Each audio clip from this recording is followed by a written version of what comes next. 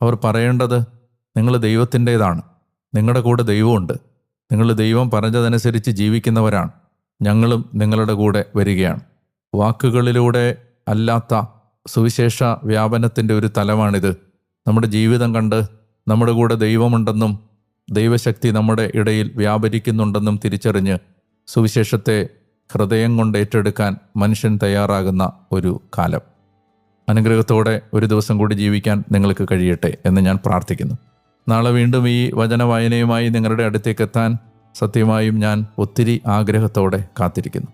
നാളെ വീണ്ടും ഈ വചനസ്വരവുമായി നിങ്ങളുടെ അടുത്തേക്ക് എത്തും വരെ മറക്കരുത്, ഞാൻ ഡാനിയേലച്ചൻ, ഞാൻ നിങ്ങൾക്ക് വേണ്ടി പ്രാർത്ഥിച്ചുകൊണ്ടേയിരിക്കുന്നു. അതുവരെ സ്നേഹിക്കാം, പ്രാർത്ഥിക്കാം, ഈശോയെ പങ്കുവെക്കാം.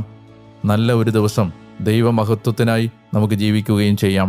സർവശക്തനായ ദൈവം, പിതാവും പുത്രനും പരിശുദ്ധാത്മാവും നിങ്ങളെ അനുഗ്രഹിക്കട്ടെ. ആമേൻ.